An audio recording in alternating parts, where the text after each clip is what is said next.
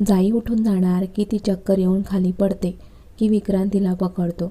तिला असे बघून खूप घाबरतो तो. तो सागर पण तिथे येतो. दादा, आपण वहिनीला घरी घेऊन जाऊया. हो चल.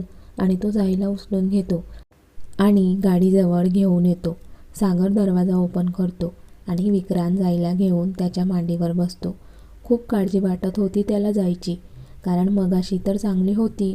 मग असं अचानक चक्कर येऊन कशी पडली याने टेन्शन आले होते विक्रांतला. सागर पण ड्रायव्हिंग सीटला येऊन बसला आणि त्यांची गाडी निघाली बंगलोवर जायला. त्यावेळेत सागरने डॉक्टरांना फोन केला आणि बंगलोवर जा म्हणून सांगितले. काही वेळातच यांची गाडी बंगलोवर आली. सागर पटकन खाली उतरला आणि त्याने दरवाजा ओपन केला. विक्रांत जाईला दोन्ही हातात घेऊन खाली उतरला आणि तिला आत घेऊन आला. घरातील सगळे शॉक लागल्यासारखे पाहत होते, पण जाई दिसताच त्यांना आनंद झाला. पण चेहरा पडला, कारण तिला काय झाले हा प्रश्न त्यांच्या मनात होताच. तोच विक्रांतने तिला हॉलमध्ये सोफ्यावर झोपवले. अजून डॉक्टर आले नव्हते, तर सागर त्यांना फोन लावणार की समोरून डॉक्टर येताना दिसले. सागर पटकन त्यांच्याजवळ येत त्यांची बॅग घेत, डॉक्टर बघा ना वहिनीला काय झाले. तसे डॉक्टर जाईजवळ येऊन तिला चेक करतात. चेक करून झाल्यानंतर ते सांगतात, कसल्या तरी गोष्टीचे टेन्शन घेतल्यामुळे त्या चक्कर येऊन खाली पडल्या आहे. मी काही मेडिसिन लिहून देतो, त्या तुम्ही त्यांना द्या. आणि हो, त्याआधी जेवण करायला सांगा. मला वाटतं त्यांनी काही खाल्लेलं नसावं. काळजी घ्या त्यांची, आणि काही लागले तर मला फोन करा, येतो मी. आणि डॉक्टर निघून जातात. डॉक्टर जाताच आई जाईजवळ येतात आणि तिच्या गालावरून प्रेमाने हात फिरवत त्या रडत असतात. जाईला असे बघून त्यांना खूप वाईट वाटत होते. इकडे मावशींना पण खूप वाईट वाटत होते. त्या जाईकडे पाहत, मी खूप मोठी चूक केली आहे विक्रांत. जाई तुमच्यासाठी योग्य आहे आणि मी कसलाही विचार न करता तुझा आणि रचनाचा फोटो सोशल मीडियावर पोस्ट केला. खूप चुकले विक्रांत मी. मावशी रडत रडत त्यांची आणि घरातील सगळ्यांची माफी मागू लागल्या. पण आता माफी मागून काहीही बदलणार नव्हते. विक्रांत स्वतःला नॉर्मल ठेवत, मावशी, जे झालं ते विसरून जा. आता आपल्यासाठी जाई महत्त्वाची आहे. तिला लवकरात लवकर शोध यायला हवी. तो जाईकडे पाहत बोलत होता. इकडे रचना आणि विक्रांतची बातमी वाऱ्यासारखी पसरली आणि त्याच्या घरातील सगळ्यांचे फोन वाजू लागले. पण आता सगळ्यांसाठी जाई महत्त्वाची असल्यामुळे सगळ्यांनी फोन सायलेंट केले. तोच एक गाडी त्यांच्या बंगलोच्या आत येऊन थांबली आणि त्यातून रचना स्माईल करत बाहेर उतरली. त्या बंगलोकडे पाहत, आता लवकरच हे सगळं माझे होणार आहे. आणि ती ठुमकत ठुमकत आत जायला निघाली. तिला सगळे हॉलमध्ये दिसले. त्यांना सगळ्यांना समोर बघून रचना विक्रांत विक्रांत करत आत आली आणि तिचा आवाज ऐकून बाकी घरातील खूप रागाने तिच्याकडे पाहू लागले. तिने एक आवडा गिळत सगळ्यांवरून नजर फिरवली आणि सगळ्यांचे रागीट चेहरे बघून ती चांगलीच घाबरली. ते मी चुकीच्या वेळेला आले का? ती वाकडे तिकडे तोंड करत बोलली. तोच तिचे लक्ष जाईकडे गेले आणि त्यात ती सोफ्यावर झोपलेली होती. ते बघून रचना रागाने, ही जाई इथे कशी आणि अशी का सोफ्यावर झोपली आहे ही? तोच विक्रांतच्या मावशी रचनाजवळ येत तिचा हात पकडून तिला जाब विचारतात, म्हणजे तू जाईला ओळखते? हो मावशी, मीच काय, विक्रांत पण तिला ओळखतो, कारण ती विक्रांतच्या ऑफिसमध्ये काम करते. मावशी हसत, म्हणजे तुला अर्धवट माहिती आहे तर. रचना गोंधळून मावशीकडे पाहत, असे का बोलताय तुम्ही मावशी? मग कसे बोलू? रचना थांब ना, तुझ्याशी मी बोलते नंतर. विक्रांत, सूनबाईला बेडरूममध्ये घेऊन जा. उगाच इथे होणाऱ्या तमाशामुळे तिला त्रास नको. आणि इकडे रचनाच्या पायाखालची जमीनच सरकली. सूनबाई? इकडे विक्रांत जाईला उचलून त्याच्या रूममध्ये घेऊन जातो. हो सूनबाई, मावशी रचनाकडे पाहत बोलतात. म्हणजे विक्रांतचे लग्न झाले आहे? कधी आणि कसे? रचना स्वतःलाच प्रश्न विचारू लागली. रचना, खरं तर मला पण माहिती नव्हते की विक्रांतचे लग्न झाले आहे म्हणून, आणि मी कसलाही विचार न करता तुझा आणि त्याचा फोटो पोस्ट केला. पण त्यामुळे आता खूप मोठा घोळ झाला आहे, मावशी बोलत होत्या आणि रचनाला धक्क्यावर धक्के बसत होते. मला माहिती आहे तू विक्रांतवर खूप प्रेम करतेस म्हणून, पण विक्रांत फक्त जाईवर प्रेम करतो हे पाहिले मी, आणि जाई पण त्याच्यासाठी योग्य आहे. दोघांची जोडी छान दिसते आणि आता मला असे वाटते की तू विक्रांतचा विचार सोडावा. आता रचनाकडे बोलायला काहीही नव्हते आणि ती कधीच विक्रांतला सोडून दुसऱ्या मुलाचा विचार करू शकणार नव्हती. पण तिच्यासमोर घरातील सगळे होते. आता काय बोलावं म्हणून बोलली, मी प्रयत्न करेल म्हणून. येते मी. आणि रचना तिथून निघून गेली. आली होती तेव्हा खूप आनंदित होती, पण जाताना मात्र खूप टेन्शन घेऊन ती जात होती. इकडे विक्रांत रूममध्ये जाईचा हात हातात घेऊन बसला होता. तोच जाईचे बोटे हळूहळू हलायला लागले आणि ते बघून विक्रांतला खूप आनंद झाला.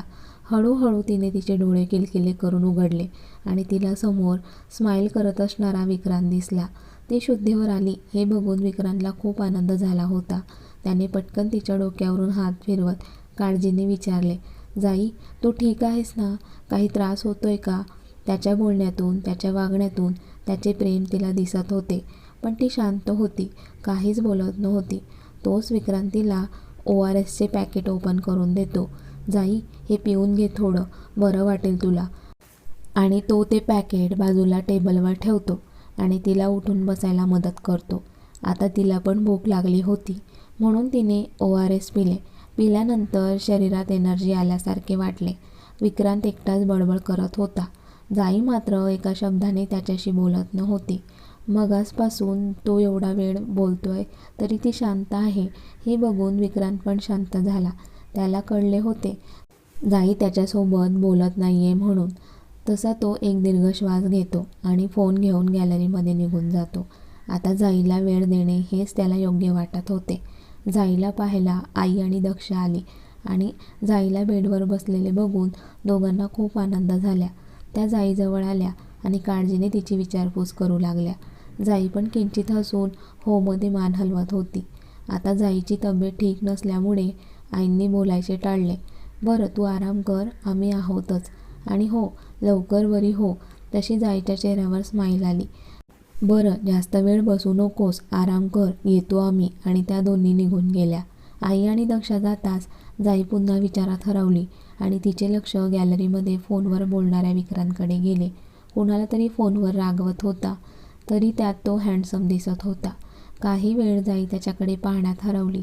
तोच बोलता बोलता विक्रांतचे लक्ष तिच्याकडे गेले आणि तिला असे एकटक पाहताना बघून त्याला आनंद झाला. पण तो जास्त वेळ टिकला नाही, कारण ती अशी एकटक पाहत जरी असली तरी त्याच्यासोबत बोलत नव्हती. त्याचे त्याला वाईट वाटत होते. पण आताही विक्रांत तिला समजून घेतो. तो फोन कट करून आत येतो आणि तिच्या शेजारी बसतो. तो समोर बसताच जाई तिचा चेहरा दुसरीकडे वळवते. तो तिचा हात त्याच्या हातात घेतो, काहीच बोलत नाही. तसे जाईने तिच्याप्रती प्रेम पाहिले होते, पण रचनाची आठवण येताच तिला मात्र विक्रांतचा स्पर्श पण नको होता. तोच तिच्या काहीतरी लक्षात येते आणि ती गोंधळून विक्रांतकडे पाहते. आज तर यांना खूप महत्त्वाच्या क्लायंटला भेटायला जायचे होते आणि हे तर इथेच आहे. आणि न राहून ती त्याला विचारते, ते आज तुम्हाला क्लायंटला भेटायला जायचे होते ना? नाही जायचे मला कोणाला भेटायला. तू बरी होत नाही तोपर्यंत कुठेही जाणार नाहीये मी. तो हे बोलताच ती गडबडून त्याच्याकडे पाहते आणि हळूच बोलते, रचनाला पण नाही जायचे का भेटायला?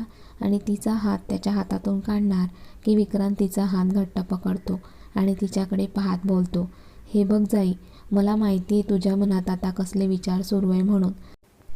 पण मी मनापासून सांगतो, तू जे समजते ना तसे अजिबात नाहीये. ते तर मावशीने चुकून रचना आणि माझा फोटो पोस्ट केला, कारण मावशीला आधीपासून असे वाटत होते की मी आणि रचना आमचे दोघांचे नक्कीच काहीतरी चालू आहे म्हणून. आणि तिला आपल्या दोघांच्या लग्नाबद्दल माहिती नव्हते. पण आज सकाळी तू निघून गेल्यानंतर मावशी इथे आली आणि तिला जेव्हा समजले की आपले लग्न झाले आहे तेव्हा तिच्या चुकीचा पश्चाताप तिला झाला आणि तिने तर तुला सून म्हणून पण ॲक्सेप्ट केले आहे. आता तिला माहिती आहे तू जाई विक्रांत क्षीरसागर आहे आणि रचना माझी मैत्रीण आहे म्हणून. आता हे सांगत असताना त्यांच्या डोळ्यातील प्रेम तिला दिसत होते, कारण त्या गोष्टीचा त्रास जेवढा जाईला झाला होता त्यापेक्षाही त्रास विक्रांतला झाला होता. आणि तुला अजून पण विश्वास नसेल तर मी पुन्हा पुन्हा तुला सांगतो, तू माझी बायको आहेस आणि मी तुझ्याशिवाय दुसऱ्या कोणाचा विचार नाही करत. मग यावर तुझा विश्वास असो किंवा नको, पण हेच खरं आहे. त्याचे बोलणे ऐकून जाईचे डोळे काठोकाठ भरून आले. तिला कुठेतरी वाटत होतं की विक्रांत मनापासून बोलतोय म्हणून. तो तिच्या गालावर हात फिरवत, जाई, तुझ्या मनात येणं साहजिक आहे, पण तू माझी बायको आहे. मी तुझ्याशिवाय कधीच दुसऱ्याचा विचार केला नाही आणि करणारही नाही. मान्य आहे, आपले लग्न ज्या परिस्थितीत झाले त्यानंतर मी तुझ्याशी ज्या पद्धतीने वागलो, पण ते सगळं विसरून मी तुला माझी बायको मानतो. हे सत्य आहे. आणि तुला आपल्या दोघांच्या नात्याबद्दल वेळ द्यायचा असेल तर तू नक्की घे. मी तुला फोर्स करणार नाही. पण त्याआधी तू बरी हो आणि थोडं खाऊन घे आणि त्यानंतर मेडिसिन घेऊन आराम कर. मी तुझ्यासाठी खायला मागवतो. आणि तो तिथूनच खाली फोन करून जाईसाठी जेवण मागवतो. आईंनी जाईसाठी खिचडी बनवली होती, तेच आई पाठवतात. एक जण वर खिचडीची प्लेट घेऊन येते आणि प्लेट रूममध्ये ठेवून निघून जाते. विक्रांतीला एक एक घास भरवत असतो आणि जाई पण खात असते. खिचडी खाऊन झाल्यानंतर विक्रांतीला मेडिसिन देतो आणि आराम करायला सांगतो. मेडिसिन घेतल्यामुळे जाईला झोप लागते. विक्रांत तिच्याजवळ बसला होता. तिचा हात हातात घेऊन ती झोपताच तिच्या चेहऱ्यावरून प्रेमाने हात फिरवत, जाई, काही गोष्टींमुळे तुला खूप त्रास होतो ना, आता त्याच गोष्टी मी क्लिअर करणार आहे. जे नाते मी स्वतः लपवले आहे तेच मी सगळ्यांना सांगणार आहे. हो जाई, मी आपल्या दोघांच्या नात्याबद्दल बाहेर सांगणार आहे. एवढं बोलून तो स्टडी रूममध्ये निघून गेला. इकडे रचना नेहाला फोन करून एका पबमध्ये बोलवते. जेव्हापासून रचनाला विक्रांतच्या लग्नाबद्दल समजले होते तेव्हापासून तिला खूप राग आला होता. आणि जाई विक्रांतची बायको आहे हे पण ऐकून तिला काय करू आणि काय नाही असे झाले होते. रचना समोर रागात दिसत होती. नेहा तिच्याजवळ येऊन बसत, काय झाले मॅडम, आज माझी कशी आठवण आली? तसं रचना एक रागीट कटाक्ष नेहाकडे टाकते. तशी नेहा बोलायची थांबते. रचना नेहाकडे पाहत बोलते, नेहा, विक्रांतने लग्न केलं ग, आणि त्याची बायको कोण आहे माहिती का तुला? तशी नेहा गोंधळून, काय, कधी, आणि सरांची बायको कोण आहे? ती जाई आहे, माझ्या विक्रांतची बायको. रचना ओठ वाकडे करत बोलते. तसा नेहाला पण धक्का लागतो आणि ती जोराने ओरडत, तिच्यामुळे आज मी ऑफिसच्या बाहेर आहे ती. तशी रचना हो मध्ये मान डोलावत. आता नेहाला पण जाईचा खूप राग येत होता. दोघांनी रागात बिअर ऑर्डर केली. त्यांची ऑर्डर येताच एक एक घोट त्या पीत बोलत होत्या. त्यांच्या बोलण्यात आज जाईप्रती फक्त राग होता. नेहा विचार करत, पण असे कसे बॉस त्या जाईसोबत लग्न करू शकतात? आणि मॅम, तुम्ही तर सरांच्या जवळच्या होत्या, मग तुम्हाला पण काही सांगितले नाही का सरांनी? रचना नाराज होत, नाही ग, काहीच सांगितले नाही विक्रांतनी मला वाटतं त्या जाईनेच असं काही केलं असेल की माझा विक्रांत तिच्याकडे ओढला गेला असेल. या जाईला तर बघावंच लागेल. कुठली ती, काही ओळख नसताना माझ्या विक्रांतची बायको झाली. रचना जाईला मनात येईल ते बोलत होती. मॅम, तुम्ही शांत व्हा. आणि यात जर त्या जाईचा काही हात नसेल तर? म्हणजे विक्रांत सर. आणि ती बोलायचे थांबते. नेहा, काय म्हणायचे आहे तुला? स्पष्ट बोल, अशी कोड्यात बोलू नकोस. रचना रागाने ओरडत म्हणाली, ते म्हणजे मॅम, आतापर्यंत ज्या काही गोष्टी असायच्या त्या सरांबद्दल तुम्हाला सगळं काही माहिती असायचे, पण एवढी मोठी गोष्ट तुम्हाला माहिती नाही याचे मला आश्चर्य वाटत आहे. म्हणजे आपण जाईलाच बोलत आहोत, पण जर सरांनीच तिच्यासोबत लग्न केले असेल तर? नेहा, तू काय बोलते? तुला तरी कळतंय का? विक्रांतला मी चांगलेच ओळखून आहे. तो असं काही करेल वाटत नाही मला. हो, पण त्यांनी हे सिक्रेट ठेवलेच ना लपवून, मग मला जे वाटले ते बोलले मी.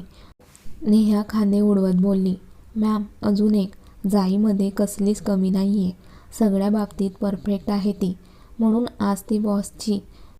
मग माझ्यात काय कमी आहे? मी परफेक्ट नाही का? रचना नेहावर डाफरलीच. मॅम, प्लीज तुम्ही माझ्या बोलायचा वेगळा अर्थ काढू नका. मला तसे नव्हते म्हणायचे. बरं ठीक आहे, ते सोडा तुम्ही. मला इथे का बोलावले होते? रचना नेहाचा हात हातात घेत, नेहा, खूप एकटे पडल्यासारखे वाटत आहे ग. माझ्या विक्रांतला त्या जाईसोबत नाही बघू शकत मी. खूप प्रेम आहे माझे विक्रांतवर. त्याला नाही बघू शकत दुसऱ्याबरोबर. रचना रडत रडत बोलत असते. आणि तुला माहिती आहे नेहा, मी कालच विक्रांतच्या मावशीला सांगून आमच्या दोघांच्या अफेअरची बातमी पण दिलेली. हो पाहिले मॅम मी. पण बिन काही नाही. आता त्या बातमीमुळे नक्कीच मोठा घोळ होईल. रचना खूनशी हसत बोलली. पण तिला कुठे माहिती होते तिने हे जे काही पराक्रम केले होते त्याला विक्रांत लवकरच सडेतोड उत्तर देणार आहे म्हणून. कारण विक्रांत त्याच्या जाईला अशा अवस्थेत पाहू शकणार नव्हता. त्यासाठी त्याने एक मार्ग शोधला पण होता. इकडे रचना पण खूनशी स्माईल करत मनातच बोलते, आता बघ विक्रांत ही रचना काय करते. आणि तिने पूर्ण ग्लास संपवला आणि तिची बॅग घेऊन निघून गेली.